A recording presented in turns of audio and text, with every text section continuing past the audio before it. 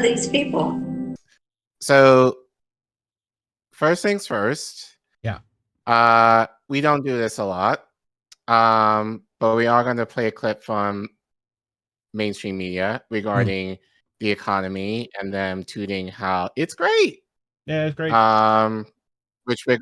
So I'm going to do this first because this relates to the first story. So while we play, actually, they're going to comment on Fox, actually. So let's see what they have to say in regards to the economy. I went back in time just in case. Okay. An unlikely news source. If you own your home at a low fixed rate mortgage, 3%, and the value of your home is going up, that is wealth accumulation. And you have a fixed rate mortgage, you have a fixed payment every month, and your wages are increasing, that is extra spending money. That's how you benefit from inflation. And people are out spending. And the messaging from the RNC has been way off base. Falling inflation and rising growth gives the U.S. the world's best recovery. Steve Forbes with me this morning. I think the Democrats are going to run with that headline. I mean, they're just going to plaster this all over the place. But are they right? Does America now have the best recovery? Well, yes. We had a blowout jobs report, more than twice the consensus expectation. Now, I know many of my conservative friends are trying to drill holes in this report. But you know what, folks? It is what it is. It's a very strong report. Mea culpa, I was wrong about the slowdown in the recession. So we've been hearing, right. Well, it doesn't sound right because we're regular people and we have the reality of actually having to pay for the shit that we now know is expensive due to inflation and everything's been going up. Yep. Including our rent. So that kind of goes into our first segment by featuring this guy, Timmy McMillan. Now, you had to tell me who I knew of this phrase, but not necessarily the meme. Yep. Can you please explain to the people the significance of this guy? As a karate expert, I will not talk about anyone up here. This guy was running for mayor of, I do believe, New York. Right. And yeah, he said he was a member. He was the I don't know what he said, that the head and chief of the Rent is Too Damn High party. Right. Made whole rap songs about it. You know, very popular, memed to hell and auto-tuned and all that fun stuff that they did back in this era of the internet. Yeah. But yeah, this guy, right? Right. So obviously we can't play the memes given copyright, but we do have the original from which the memes were from. Yep. So we'll play that. I represent the Rent is Too Damn High party.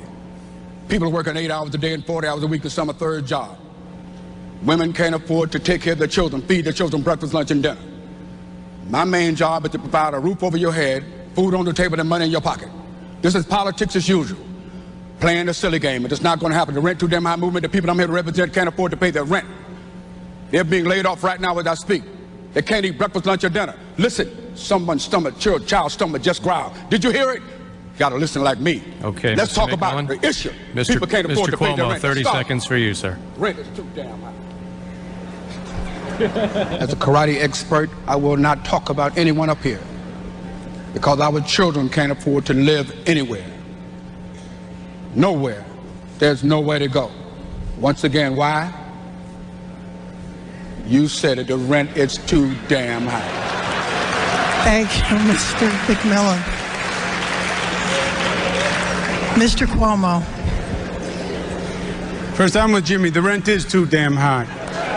Rent too damn high, party fee. If you want to marry a shoe, I'll marry you. So that was Jimmy McMillan. I don't think he ever won his election campaign, unfortunately. No. I feel like that he is right. Probably would have been able to do something. But he is right about one thing. The rent is too damn high. Yep. I think this was done in 2012. Yes. This okay. So 12 years later, we have Rent a is report from still too Truthout. damn high. Still too high. So this is written by Mike Ludwig, who reports rent increases are driving inflation and pessimism about economy under Biden. So I have to catch up. So Mike writes, oops. There you go.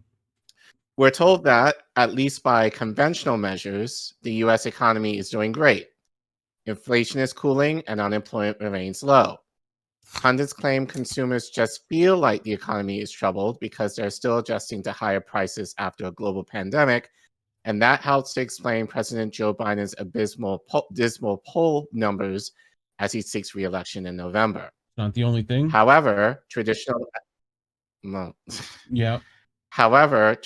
economic indicators often fail to capture the extreme wealth inequality in the United States. The rich have been getting richer for decades amid stagnating wages for workers. By 2023, nearly 80% of people making less than $50,000 a year were living paycheck to paycheck, along with 4 in 10 workers making more than $100,000 a year. Okay. So just to give you an idea of what that looks like, this is from the Economic Policy Institute. Actually, if you can zoom out. Yep. So the average annual income for the top 1% is over $1 million, 1.3 mil. The average income for everyone else, the poor's, is $50K. Yep. Right? So the top 1% make 26.3 times more than the bottom 99%. The 99%? So, and the 1%? Right. And just to kind of give some context to that 1 million number, what you need to make in order to be in the top 1% is over $420,000 a year. Well, So, and this is just the Reef, you don't make that top tax bracket. No, I don't make. Nope. They definitely don't make that. I mean, this is just to get into the top tax bracket, pretty much, right? Just barely over that, which we know is not what the 1% actually is. Like, this is the salary the 1%'s secretary makes, right? Like, this is, the bottom end of that. So, right. And that's still way more than what the average person is getting. So, right. Well, again, this is the average. So, I mean, take it with a very fine grain of salt. Yes. But you see the disparity there. Yep. Either way. So, and to put that in more of a bigger context for us, I pulled this from, very rarely I get anything from Instagram. But this is from Instagram. So this is from Black Wealth Renaissance. How much you need to earn a year in order to live comfortably in major US cities. So New York, an astounding close to $140,000 a year. I live in DC, where and these numbers are based on a single person, no kids. So DC is 99,000. That kind of tracks. Although I spoke to a friend and he was like, even that seems low. Yeah. So you can see basically a lot of major cities on this list are in 6 digits. Yes. And we get to number 13 to 24, where the cheapest on this list is Houston, Texas, where they say you need to make a salary of about $75K. Was Austin on this list? To live comfortably as a single. Probably, but I didn't pull that. Okay. I didn't know if it was. I don't know if we missed. But given it already, that no, we didn't. No. Let me go back one. No Austin. Okay. No, I would imagine that it would be beneath Houston, but I think it would be more than Houston, actually. Especially with like Joe Rogan's living there, it's been going up. That's been where all the LA escapees are going. So, probably increased its value of living there. Cost of living, I should say. But yeah. Yeah. So the nation faces a deep crisis of housing and homelessness that gifted inordinate power to landlords, and it's difficult to put a positive spin on the economy when you're struggling to pay rent and a landlord ignores your calls to fix the plumbing. Nationally, rent remains a key driver of inflation, with costs rising 0.5% since January and 5.8% over the past year. Tenants are paying more in rent than they ever had before for the worst conditions that they ever lived in, said Grace White, an organizer with the Home Guarantee Campaign, in an interview. The pandemic caused major disruptions in the housing market. People lost jobs or moved in search of more living space, and construction of new housing came to a halt. Inflation is easing in other parts of the economy, and the Federal Reserve is eager to lower interest rates as post-pandemic housings cool in some major cities after a period of significant overheating in 2021 and 2022. Mm-hmm.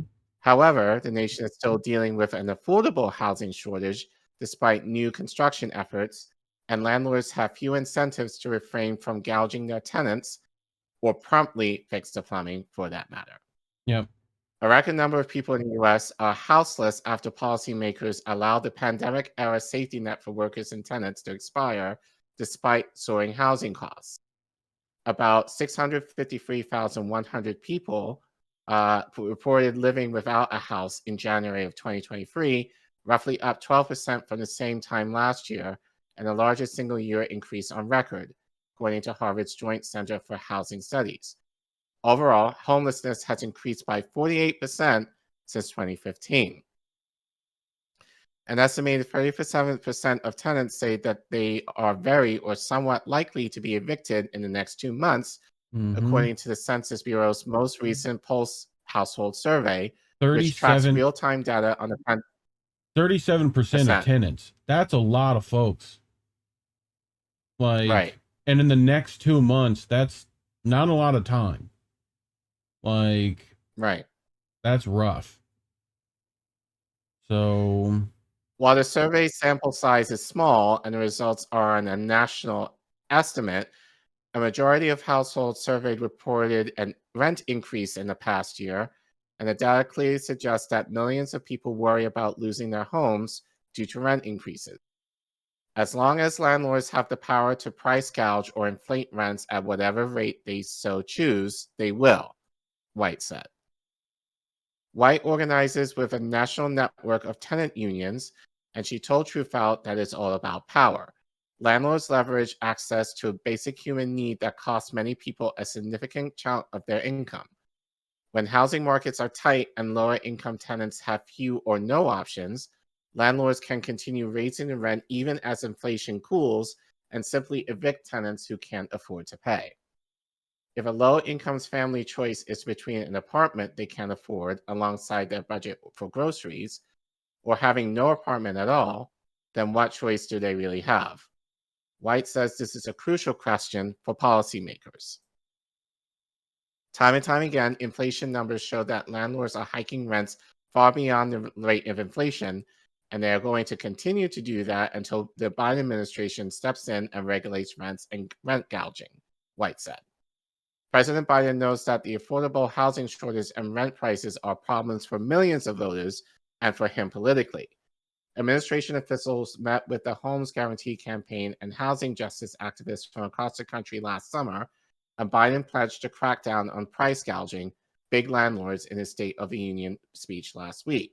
Biden was referring to the Justice Department throwing its support behind a landmark antitrust lawsuit filed by tenants against RealPage, a real estate website accusing to colluding with landlords to inflate rent prices.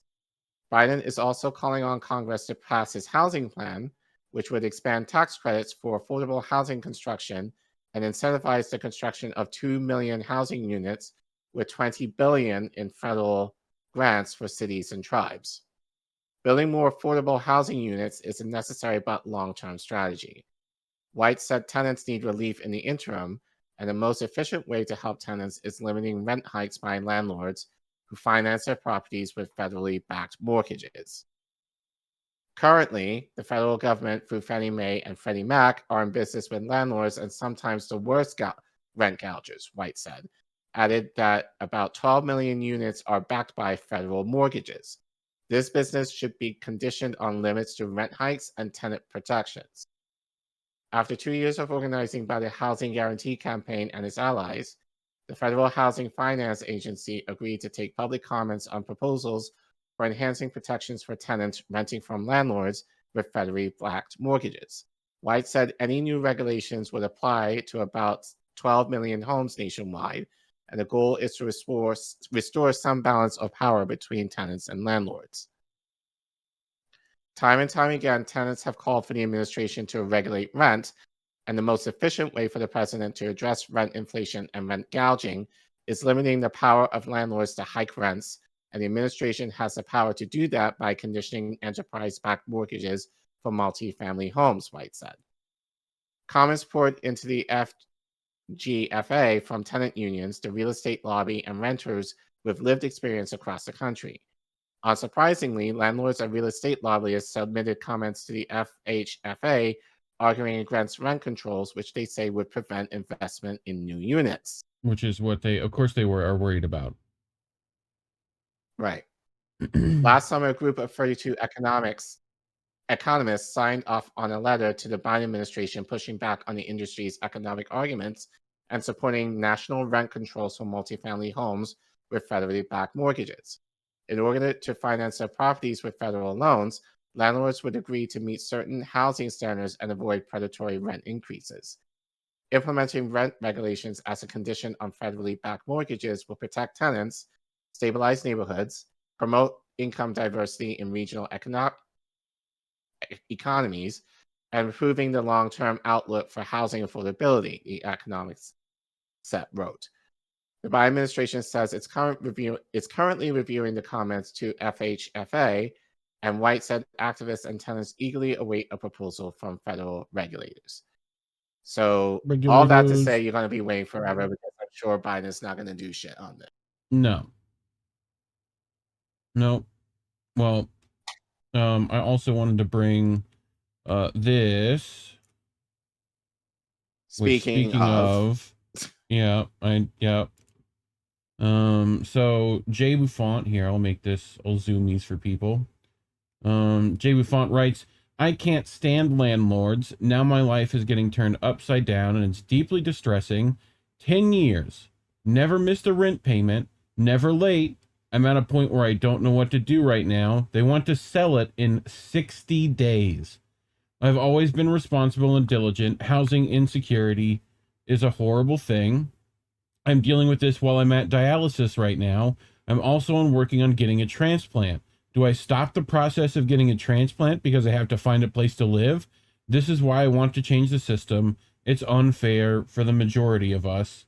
And I'll also leave his PayPal at jbfont at PayPal. You can send him some cash to help get him through whatever. I'll also link this in chat for people. So, thoughts, Care Bear? We talked about this off air. Mm-hmm. While I appreciate people willing to give to JB, this doesn't solve the issue. No. Because the reality is, we've known JB for a long time, and housing has been an issue with him for years. Well, and it's an issue in Orlando specifically, and as a Floridian, it's one of these things where there isn't really a lot of rules as far as what landlords are and aren't allowed to do, which we've talked about things like tenant unions here on this channel for those reasons. Get a group of your tenants together. I'm sure if your place is being sold, other places are being sold. And we've talked about what landlords are doing all the fucking time. What was the tower in London that got burnt? That was like government housing. Oh. You know what I'm talking about? I have to look it up. I forgot the name of it now. But I know what you're talking about. That's the worry about these government subsidized housing too, that once it's made, they stop engaging with it, right? And it becomes, you know, rent controlled And it falls housing, apart. and it falls apart. So, you know, that's also a problem. So I think making organizations with your fellow renters, right, probably a good thing to do, you know. So if those things don't exist already, Right. you know. And the issue is regarding inflation. The reality is, yeah, people might be making more money, Yeah. but tenants can easily increase your rent. So are you making, and that's the argument that, you know, mainstream media is, oh, people are making more money so they can afford more things. No, things are more expensive. You may make more money, but you're spending more on the things I that read you a need. thing. So you're Read a not thing really on Reddit saving any money. You're just kind of the other day that was essentially this guy talking about, he had a conversation with his landlord where his landlord was like, my lights and stuff are going to go out and I need to pay bills and whatever. Like, where's your rent money? You know, realizing that his landlord is living off his paycheck to paycheck. Like, you know, right. that, like, we get that side of this too, where, you know, they're having to deal with the economy just like we are. Having said that, you know, it's not built for either of us to handle well. So, you know, if you can't handle the heat, you know what I mean? So, Right.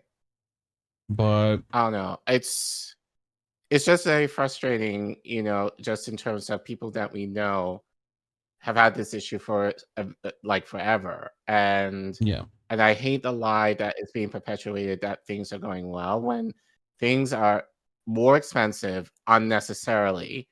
And especially if you're low income, you don't have many options. And in the case of JB, because he's disabled, he can only make a certain amount of money. yeah, If he makes more than that, then he doesn't get his disability benefit. yep, So that's the added issue for problem. him. He's kind of stuck having to make a certain income in order to get the benefits that he has, Yeah. you know, without so Well, and what and he's the getting fact that for his landlord disability, everyone should be getting for a UBI, but, you know, and then he should be getting on top of that other things to help him because of his disability, you know, like, yeah, and I'm one that thinks no one should have to pay for housing or food or lights or whatever, but that's just me, you know. So call me a radical commie if you want, but I feel like that's doable. So, right.